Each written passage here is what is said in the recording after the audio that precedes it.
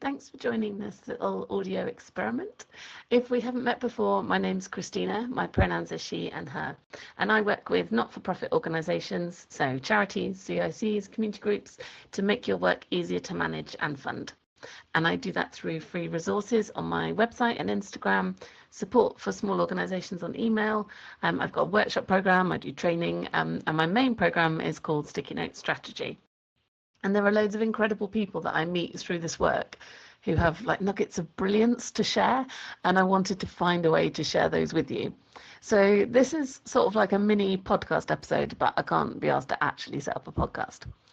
Over the new year, I took part in an online challenge called New Year's Revolution, which was organised by Irregular Jenn, who I will hand you over to in a moment. And first of all, I loved it because it wasn't all the like New Year, New You nonsense. And secondly, I loved it because it was about revolution, and you know how I feel about smashing the system. And it was about articulating your personal values. So there were different exercises each day to help you do that. And I found it really helpful. So Jen has very kindly shared some of their time to talk us through it, because I think it can be interesting to think about as an individual, but also because, of course, what you value and how you work is going to impact how you run your organisation. And there's some interesting overlap with the value stuff that I do with organisations as part of Sticky Note Strategy. So enough chat from me. Jen, thank you so much for being here. I'm going to hand over to you. How would you introduce yourself?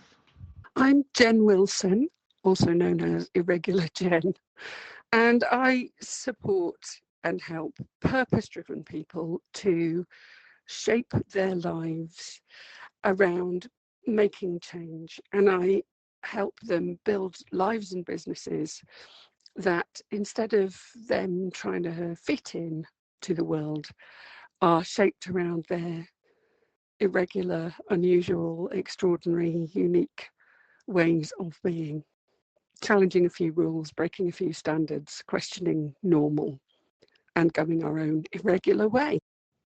Love it. Thank you.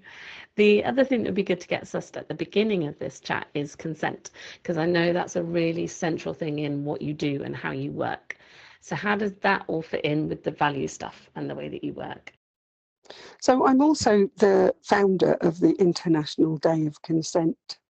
And consent is the kind of core principle with everything that I do. And it's tricky because when I say the word consent, people instantly think that A, I might be talking about sexual consent, or that B, I'm talking about ticky boxy data protection, have you got consent to send someone an email kind of stuff. And whilst those are two practical situations where consent is important, that is not what I'm describing when I talk about consent in the work that I do. What I'm talking about is every aspect of our agency, decision-making, choices, and the way we use our own consent and the way we shape the consent and consensus of the individuals and groups that we're part of. And I see that as something that works on the level of the consent you give yourself, the permission you give yourself to show up in the world, and or don't give yourself, the ways you say to yourself, I have to do this, I must do that, I can't do the other, as well as the interpersonal consent between individuals and the consensus in any kind of group situation, which is very often based on unwritten and assumed rules about how to behave in a particular situation, or a particular workplace, or the rules of engagement when you're in a bar are very different from the rules of engagement in a place of worship, for example. We're all very used to navigating different group dynamics. And then there's the consent at the level of system, society, and culture. And we don't live in consent culture. We live in a culture of entitlement and privilege and hierarchy. And that shapes our ways of thinking in all of those other levels of consent and how it operates. So when we think about our own lives and what we can do and how we shape things, or the organisations that we work in, all of what we think we can do and can't do, and all of the ways we relate to each other and the ways we understand each other and the assumptions that we make are shaped by a coercive, hierarchical, entitled system that we're all part of.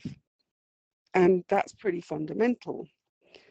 And conversely, when we don't obey the cultural norms and we question the standards and we don't go by the general rules of engagement because we see injustice or we see it just not working for us, then we are actually kind of wonking the system, making a ripple of change from within our own sphere of influence, from the ways that we show up in the world, the permission that we give ourselves, and the ways we shape the organisations and groups that we're part of. So I think consent on that level is truly transformative. Yeah, I suppose it's something I sort of knew, like it makes complete sense, but I'd never really thought about it in a structured way on those three levels, like consent as individuals, in groups, and in society. I'm a bit obsessed with what stuff looks like in practice, so I want to come back to this. But first, I want to start with the creating your values. So when I do this with organizations in Sticky Note Strategy, you create values for your organization, and all of the activities I guide you through to do that are designed to take you away from the bog standard values words that any organization can stick on their website, but they don't actually mean anything. So like most environmentally destructive global company with horrendous labor practices will have values like caring for our community or whatever, and it's just words. And I know that's something you have strong opinions on too. So I'd love to hear how you approach this. So when I work with people, whether they're business owners or I'm working with individuals on their personal development, I kind of start from this place of what matters most to you, what are your core values. So the work that I did in the new year with you, Christina, as part of the rebellious challenge that I was running then, was very much about that, establishing what your core values are, and not as some kind of cheesy list of words, but actually really thinking very deeply about what you truly care about, what your guiding principles are, how you want to show up in the world. And for me, the values that I have in my business, in my organizations, in the work that I do, is no different from the values that I hold in my life. So my own core values, having kind of thought very deeply about this over quite a long period of time and refined it down, are radical consent. And the radical part of that is that phrase, be the change you want to see in the world, is a phrase that's bandied about an awful lot. But actually, I took a decision personally about 14 or 15 years ago now to literally try to live by that maxim. So radical consent is about really being intentional about the choices that I'm making in my life, in my work, in my relationships. Then I've got the value of no to normal. And again, that's about just recognizing that the idea of normal for me is what even is normal. You know, it sets up an expectation that there is a standard and there is an appropriate way to be. And actually, I think human beings in all our radical diversity don't need to norm. One of my other values is playful curiosity, because actually it's really ever so easy to say to someone, you're wrong, I disagree, I don't agree with your perspective on the world, especially when people are talking in ways that seem bigoted, and there is a lot of kind of polarizing and very strong beliefs in the world at the moment, and some things that I think quite a lot of people think are morally wrong. But if you say to someone, you're wrong, you're bad, you're a racist, you're a homophobe, you're a sexist, they get defensive. Whereas if you say to someone, that's an interesting point of view, I don't really see it that way, can you tell me more about how you arrived at that perspective? that curiosity is actually a way of really finding that common ground. And then the other one of my core values is relentless kindness. We're trying to greet everyone with unconditional positive regard, trying to greet people without judgment and with an openness and an open heart, and a sense of love in the broadest sense of the meaning of love, you know, that everyone is worthy of love, that everyone is worthy of care, and everyone is a valuable human being, even those that we find are behaving in ways that are cruel or even abhorrent. They are still human beings that I want to greet with kindness as much as I possibly can. So relentless kindness. The relentlessness in there is a kind of reminder to stick at it, because it's not always easy to be kind. I like those a lot, and they do feel very specific to you, like it's not just generic words. I think you can get really stuck in your own head if someone says, like, what are your values? It feels like way too broad a question. There's two prompts that I use to try and get ideas going for people. The first one is that it's sometimes easier to think of the opposite. So I ask people to start with, like, what would you never do? What would make you feel like you'd sold your soul or sacrificed your principles? And that's often somehow easier to think of. And then you can work out what the opposite of those things look like. So what are the values that mean you won't do that? And the other one is, okay, if someone came into your organization and they started changing how you did things and your organization's work, what would feel completely wrong? What would piss you off the most? And therefore, what would you fight to protect? So that's my version of it. How do you do this with individuals? I know we've talked about creating a personal manifesto before, and I know that you've got a lush activity for starting to find your values that people can try. So to do the work, to delve into finding these core values for yourself, think of 2 or 3 people that you admire. And they can be, you know, a celebrity or a famous person or a person from history. They could be a member of your family.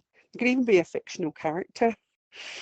And what you do is you write down, in whatever way you want to write down, you know, in columns or pens and paper or long sentences or just words, what it is you admire about them. So what I suggest to people is that they think of 2 or 3 people like this, and then look for the kind of golden threads that shine out of there as resonating with you as, yeah, that's the person I want to be. That's the stuff that I really care about. Those are the qualities, those are the values, those are the beliefs that shape who you are and what you truly believe in. You asked me about the concept of a manifesto. For me, the idea of a manifesto is that it's kind of a statement of intention, and crucially, it also is a document that begins to map out what you're going to do about it, and how those values and your rebellious purpose, as I call it, how that moves into action. Because you can have a bunch of values written on a piece of paper, but if they're not lived, they're just pointless. And actually, I think that in an ideal world, these values are kind of watchwords for those times when you're trying to decide a course of action or a course of inaction, even. If you're kind of stumped or flummoxed or at a crossroads for making a decision or unsure what direction to take, these are the principles, the values that can guide your way. And even if those actions are really, really terribly small, they're important. Yes, yes, yes, all of those things. I'm always that annoying person in away days and stuff when the strategy chat all gets a bit conceptual. And I'm like, but what does that actually mean? If I walk into the room, what am I going to see? Can you give us an example of how something like your approach to consent works in practice? The radical consent piece, I really try to practice that in the way I work in my business. So it's taking things a bit further than just you could unsubscribe from my mailing list. You know, one of the practical ways I practice consent just on my email list is giving people the option to receive emails from me weekly or monthly or all the emails.